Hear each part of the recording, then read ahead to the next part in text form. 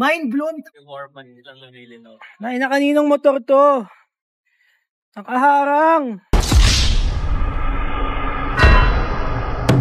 Patuloy ko muna yan. Pasikanin yan. Sikat ka sa akin, boy.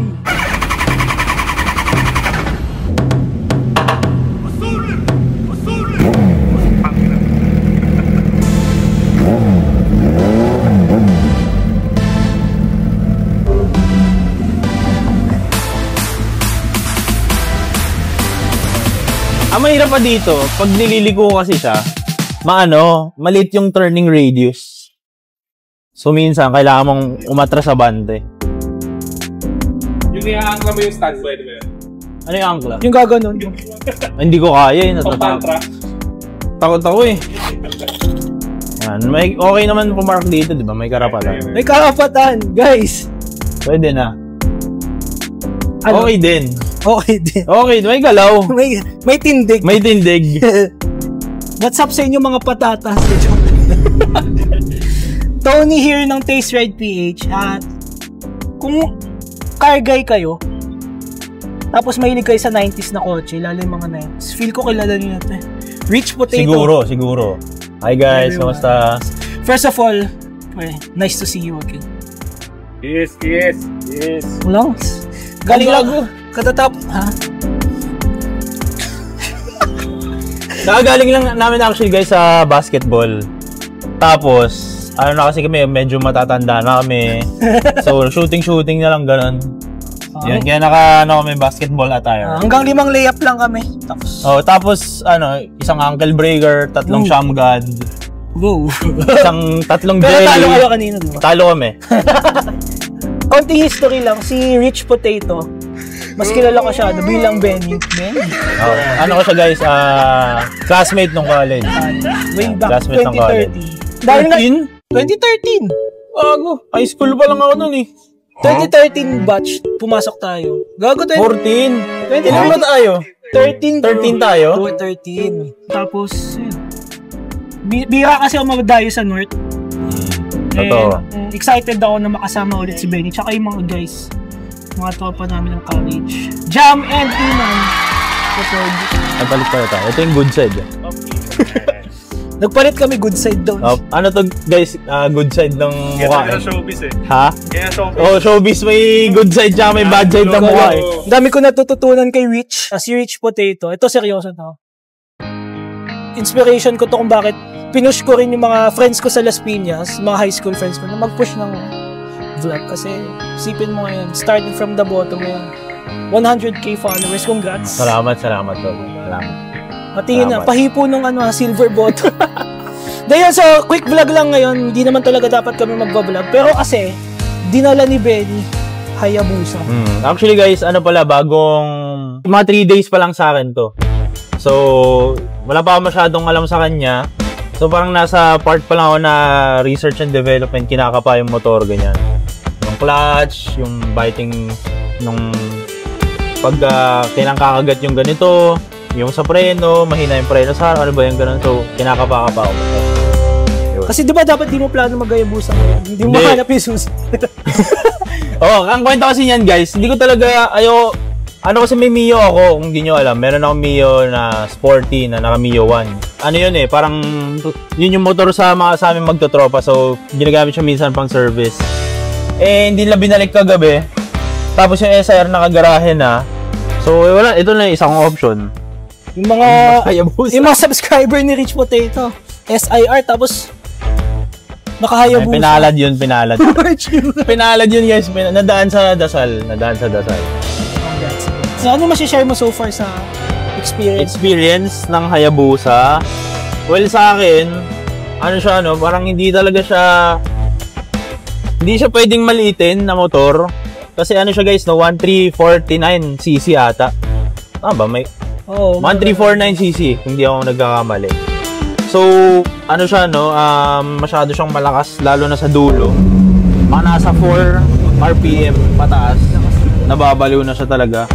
So, para sa akin, ang kasi guys, nagbi-big bike din naman ako dati, pero mga lang 600cc. Iba to talaga. Iba talaga, pre. Hindi naman sa guys, hindi naman manageable siya syempre kasi nadala ko siya dito pang basketball. Pero, nandyan yung factor na malapad siya, mahirap ang lakas ng fan, mainit sa legs pag naka-shorts. Nainit nga kahit kanina pagtigil niya, pagbagong mainit dating. mga dito, malayo pa lang, ramdam mo na para may bukas na oven. Oo, ganyan. Nainit. Tapos, yung seating position, medyo kakaiba dahil nakaliyad ka. Nakangalay. Nakangalay pag matagal kasi ako syempre galing ako sa naked bike. Naked Upright bike, nakaganyan di ba? Etong sports bike, nakayuko. May learning curve na kailangan mo aralin muna ulit. Tsaka syempre delikado kasi siya big bike talaga siya malaki talaga. Literal na big bike talaga. Halos kasing haba ng Wigo. Oo nga ito. Pakita nyo. Konti na lang kasing haba na ng Isang Wigo. gulong na lang, Wigo na. Oo, ayan. Di ba? Yan, talaga siya guys. Hindi siya parang pwede maliiting motor talaga. So, kaya naman actually ito yung kinuha ko din kasi ang kwento nito guys, sa akin kasi, yung pinost ko yung story ko hindi ko pa siya nabili noon technically. Pero kasi, binigay siya sa presyong gusto ko. Napaisip na talaga ako. So, ang kukunin ko talaga dapat kasi ayoko na sa motor, sa kotse, kung alam nyo guys, mahilig ako sa mga 90s na kotse. Though hindi naman to 90s, siya guys, 2013 model. Itong Hayabusa natin. Pero kasi, kino-consider ko yung fact na baka masira, sana ako magpapagawa. Wala naman akong kilala na gumagawa ng mga big bike. Meron, pero iba yung hassle na pwede mo kasi hatakin yung kotse, di ba? Ito, kailangan mo itow eh. Tapos syempre, wala rin akong alam personally sa mga big bike. So, di ba? Parang maglilin towards talaga ako dun sa modelo. Pero kasi naisip ko, kung kukuha ko ng ZX6R, mga nasa, mas mahal pa siya ng mga 70-80K eh. Ako, syempre, binigay sa presyong mura, tapos, ayoko na, Hayabusa, di ba? Para kasing na-imagine ko dito, guys, para siyang Chiron, ganyan, Bugatti Chiron na luma. Kasi bihira ang may Hayabusa. Talagang, hindi kanina pagpunta namin dito, talagang nililingon. Kahit pupunta sa korte, nililingon. Kanina nauna siya, tabay may parang motorcycle shop mo. Kitang-kita ko talaga yung mga nag-uusap. Malaki kasi talaga Ang laki talaga. Tsaka yung tunog niya nakakagulat. Yung sa tunog niya naman guys, actually personally ako, mas gusto ko na medyo mas maingay siya. Pero kasi itong Brox na performance-based na muffler. Hindi na to stock. Hindi na to stock. Na to headers, tapos diretso dyan. Mas gusto ko na mas maingay siya kasi medyo maingay siya pero high RPM. So ako, syempre, mas gusto ko maingay. Pero ang kinaganda nito, orig siya na Brox. Na Brox. So, magkano yung ganun? Hindi ko alam. Actually, wala akong alam. Basta presyo nito guys, para magkaroon kayo ng idea. Mga 550. 2016? 2014 model. Model. Mga 550 to 600 yan. Ito yung presyo nito guys. Yung Hayabusa kasi siya, kumbaga, hindi lang siya big bike. May history rin siya na, alam mo yun, parang ibang klase, parang on its own league. Oo, ganyan. Diba, parang pinantapat siya sa Honda Blackbird. Ayun, kaya Hayabusa kasi pinapantay niya yung Blackbird eh, diba? Oo, yung Peregrine Falcon. Yun. Tapos sa gens naman guys, meron Gen 1. Yun yung carb type nito. Ito Gen 2 na to. Gen 2 na to. So, FI or? FI na to, FI. Sabi nila, mas gusto daw nila yung Gen 2 kaysa sa Gen 3. Kasi, well, ako rin naman, mas gusto ko yung Gen 2 sa Gen 3. Kasi, yung Gen 3 kasi medyo yung mukha, parang matalis yung mga ilaw, ganyan. Wala na yung iconic niya na... iconic yung shape ng... yung mukha, ganyan. Tsaka, syempre, modelo na yun eh. Though, ang pangit dito, ito yung mga downside nito, yung mga pag nag-shift ka, kunwari, hindi siya fluid as yung mga modelong ito yung may mga dry clutch yung iba. Yung mga medyo may feel mo talaga na ay shit, luma to. May feel mo talaga. Very present 'yon sa pag dinadrive mo siya. Tapos yung mga yung mga ilaw, ganyan, hindi siya ganoon ka-crispy yung buttons, yung mga ganoon. Yung mga ganito. Tapos yung gauge mismo, yung mismong nakikita mo, hindi siya ganoon ka hindi siya ganoon ka modelo, pero ang binabayaran ko kasi dito, yung itsura eh. Itsura talaga. Ang laki. Yung character. Anong height mo, Benny? Share mo. 5'10 ako, 5'10. Ito, 6. Yan, so, pag inaano ko siya, guys, abot ko siya, hindi naman tiptoe, pero abot ko siya. Manageable yung Kahit sa traffic, sa tingin mo. Ang downside lang nito sa traffic, mainit talaga. So, hindi advisable na naka-shorts na ganito, guys. Tsaka, mahirap siyang isingit-singit talaga. Though, pag umaandar, madali iliko. Yun yung nakaka-weird eh. Kasi pag titignan mo, ang laki niya, di ba? Tsaka kanina yung turning radius, parang... Mali talaga. Tsaka yung, halimbawa, ito, iniliko mong ganyan, kunwari, ito, nakasakay ka, di ba? Ayun, tatama yung relo mo dito. Tapos, ito, tatama na to dito. Yung mga ganun. Hindi siya panglikuan talaga na, na big bike. So, nakakatakot din siya gamitin. Kasi, yun nga, parang, saan ako magpapagawa kung masira. Yung mga ganung factor lang. Tsaka ang laki nito, hindi to basta-basta na, pwede mo itabi lang na, wala, ang laki talaga, mabigat. 6 flat. Ang gagi, ang init nga. Ang laki pa rin sa'yo nga, malaki. Laki. Malaki pa din. Sarap. Ha? Oh, anong masarap? Pre. Wait lang, may share. Din, no? Ha? Malaki, no? Malaki siya. Nang liit ka. Nang liit ako. Nang liit ka, first time. First time nang liit. Yung 450 MT, parang proportion na sa akin. Ito, parang ang laki pa rin sa akin, no? Wait lang, may napansin ako. Kanina pa kami kumakain sa restaurant. Mga isang oras na rin, no? Oh, meron. Ang init pa din. Mainit talaga. Ang init pa din. Tagal lang nakapatay. Matagal na. Ramdam dito. So, yun talaga. Protective. Ano ka dyan? Ang ano ko dyan, ano kasi siya guys, no? 1.3. Ibig sabihin, nilagay mo sa motor, di ba? So, yung init, hindi pa naman nag-overheat, pero kasi, yun actually kinakatakot ko kasi lumang kotse, lumang motor, di ba? Pero chinek ko naman, nag-automatic siya sa 1.5. Meron kasi siyang parang OBD2 scanner sa kotse, may ganun eh. Hindi siya hindi OBD2 scanner parang ganung idea. Na ma-check namin kung kailan siya mag-on, makikita yung temp. So, nag-on siya sa 105 degrees. Future na gagawin dito. Actually guys, dito meron pala siyang cowling. Yung picture. Oo nga. Pero kasi minsan mas slick kasi siya tignan pag ano eh. Pag wala. Tsaka minsan yung hump kasi parang bundok ganyan. Tsaka parang naka-cocoon. Oh, cocoon yun. Lagayan ng toolbox yun. Yan. Tapos ito pa pala, nag-upgrades ng RC16 na Brembo tsaka ito, RC90 naman sa kabila. Ito. Yan, maurig na preno natin. Alam mo siguro mga nasa 100k din. Sabi nung dating owner, mga 100k. Yung preno? Yung preno, yan, Brembo. Dati guys, share ko lang, bumili rin ako ng ganito, pero fake lang yung mga nag 3k para sa PCX ko. Pero ang pangit dun sa guys, ang lakas magtagas ng ng mga langis. So, ang nangyayari, tumatagas siya sa fairings ng PCX ko. Kumukulo. So, buti na lang nakaganyan na. So, ngayon. Ilan yung odo neto na? Odo neto 24k. Siguro mga nasa 100 pa lang ang tinakbo ko. 3 days. 3 days. Testing lang namin. So, hindi siya talaga guys. Hindi siya yung... Kasi ako, hindi naman sa mayabang, pero alam ko sa sarili ko na marunong ako mag-big bike. Pero pag, alam mo yung gusto kong isa, hindi talaga kaya, pre. May kaba talaga. Alam mo yung hindi kaya. Siguro yung iba kaya, pero ako, parang masyadong mahal yung buhay ko para isagad. Wala namang point na, di ba? Tsaka ako kasi guys, share ko lang, hindi naman din ako mahilig magmabilis magpatakbo kasi, mas gusto ko yung nakikita ako sa kalsada ganun. Pag dumaan ka na mabilis, wala ka na, di ba? Kasi may Hayabusa, wala na. Uy, may Hayabusang dumaan, wala na, di ba? Tama. Kung nakita mo, may Hayabusa na itim na makintab na angas nung nakasakay. Angas nung nakasakay. Ay, mas okay yun sa akin, ganyan. So, ako, hindi ko talaga nasasagad. Siguro nga, kung may nito, kung may 600cc na Hayabusa na ganitong itsura, baka yun na lang eh. Kasi hindi ko naman masasagad talaga yung 13cc. Lalo na dito sa Pilipinas, no? Lalo na, malubak sa TP-Lex. Oo, mabibitin pagka bumiyahe ka.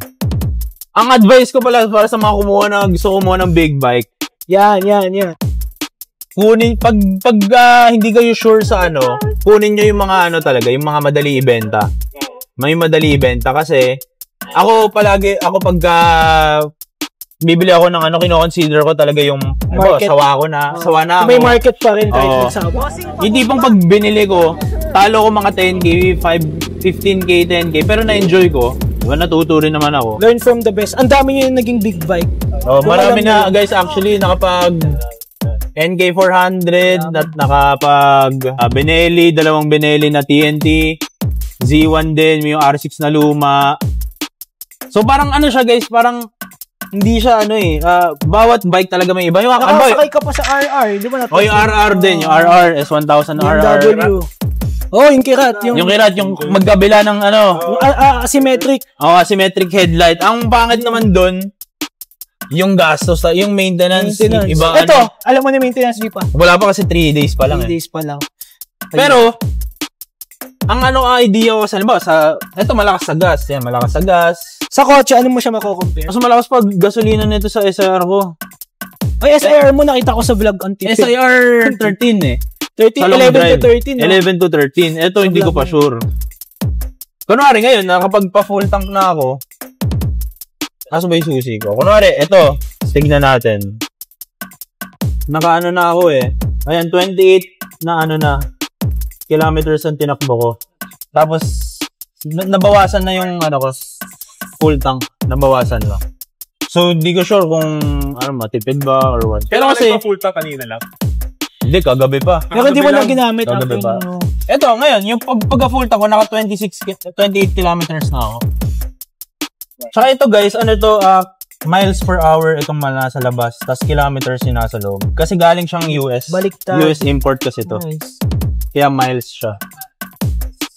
Ayan. Kamukha ni Toothless Ayoko namang Toothless yung pangalan nito. Lahat na naka-Toothless. Tapos mga bago yung gulong. Ayan, actually guys, pinadetail ko din pala to. So medyo, hindi ko alam kung makintab ba sa camera or what. Makintab. Pero itong pinabuffing na rin siya. Bubble gum. Wala, sa loob na Actually guys, merong white nito, may color white nito. Okay din yung white, may red nga din may yellow. Pero wala kasi, onti lang talaga yung ano mas gusto mo? Siguro white ako. White or black lang. Ako hindi ko masyado gusto yung gray pero kasi ito na yung nandyan. Question. Ito ba gumagana intake talaga? Ang alam ko guys, working intake yan. Hindi ko alam. Kasi butas Mukha siyang totoong gumagana na intake butas, screen talaga. Hindi ko alam so hindi ko sure first feed. Madami pa tayong matututunan sa abangan nyo yung full vlog nito guys kasi gagamitin pa namin to for a while siguro mga after a month, di ba? Yun after a month at least may idea na siya kakakuha ko lang kasi nito guys 3 days, 2 days, mga 3 days ago pala. Ginawa ko sa kanya, pina-detail, pina-full tank, inalis yung mga stickers, ganyan. Yun pa lang actually. So, walang compartment yan aside do sa cowling? Wala. Yung cowling yun na yun. Yung ganun, mas okay yun kasi may lagayin sa loob. May maglagay ng payong, kapote, ganyan. Pero ito kasi, mas slick lang talaga. Mas slick siya tignan para sa akin, Mas flat. Kumbaga naka-flat seat, ganyan. Tapos ito, hindi ko trip. Ito, yung mga taillight na hindi ako fan kasi masyado ng gusto ko OEM look lang na smoke siya smoke. Hindi ko alam, anong trip ng dating owner. Si Rich kasi clean look lagi. Makita mo yung mga Corolla niya, SIR. Gusto ko na guys, na kung ano labas ng kasa, parang ganyan. Kung kukuha kayong Hayabusa guys, make sure nyo lang na, though hindi ko ginawa to, pero make sure nyo lang na may kakilala kayo tapos sobrang dapat trusted nyo yung owner. Yan. Kasi yung dating owner ko, guys, yung dating owner nito guys, kanya rin galing yung isa kong big bike na Benelli, na TNT 600. So, nung March 9, parang nung binili ko yung Benelli, nakita ko doon sa garahe niya, sabi ko, may Hayabusa pala, boss. Sabi ko, boss, pwede ba pasakay? Ganun. Manifesting lang. Yung picture ka na naka-orange ako. Tapos yun, parang galing lang kasi sa akin din siya napunta. So, kung 4 keeps to or hindi, siguro 4 keeps. 4 keeps yan. Okay. Sa akin kasi, malalaman natin. Malalaman. Kilala nyo naman. Huwag lang masira. Huwag lang masira, guys. Pero, ayun, so far wala naman siyang sira sa akin. Napaka-poging bike kayo. So, right now, research and development, katulad ng sinabi ni Ben, makikita pa natin to sa ibang vlog natin soon. Makikita, abangan nyo guys, iba-vlog namin to. Tsaka yung SIR natin, iba-vlog din nila. Yun. Tulungan natin sa to guys, sa YouTube career nila. Thank you so much. Natin. Shoutout kay Ned, tsaka kay Casty, cameraman natin, dalawa. Mag-video ko kayo. Yan! Thank you so much. Sana nag-enjoy kayo and ako sobrang nag-enjoy ako kasi Tropa. Pawis, alam mo na ito. Basang-basa. Ano lang, na-miss lang natin. Ano guys, kung gusto niyo naghanap kayo ng mga different takes ng review ng mga motorcycles, subscribe kayo sa Taste Ride PH. Sobrang solid. Ito mismo yung nag-edit. Minsan si Ned nagpe-present. Depende, si Casti minsan. We work as a team. Oo. Kayo din, of course. Maliit yung channel namin pero take ko na yung opportunity na to na mag-subscribe rin kayo kay Rich Potato sa YouTube. Salamat guys. Sobrang ang dami mong matututunan about kotse, lalo na yung mga 90s. As in, mga lumang kotse. As in, ang dami. Ako personally, hindi dahil porket tropa ko si Rich or si Benny, talagang nanonood ako kasi may hilig rin talaga ako sa kotse. Ang dami yung matututunan doon. Tsaka very chill lang. Ang sarap panoorin. Chill lang kayo. Ganito, di ba? Ganito. Different setting. Actually, yung format, parang ginagaya ko siya. Parang wala lang. Parang di ba ganyan siya, kaso sa kanya first person. Nagkataon lang, may camera tayo. Team, hindi production, may makeup pa to guys. May makeup kami sa loob ng kotse bago lumabas. Joke. So yun lang, thank you so much again and see you on our next vlog. Abangan nyo. Yun lang guys. Peace out. Let's go. Bye. Thank you again. Basang-basa mo. Touch lang kami. Pawis. Tagalan pa daw. Ano bombahin? Hindi ka ba Bango.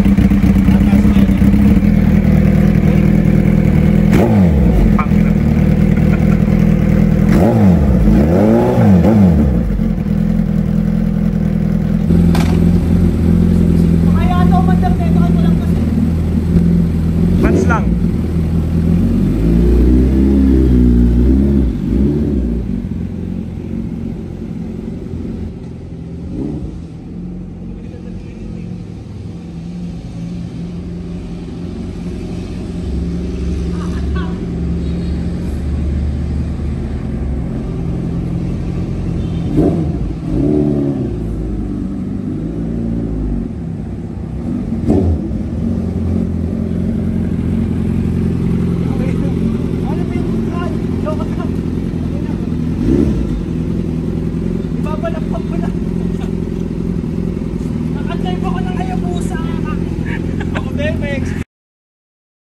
Paano? Tanga ka eh.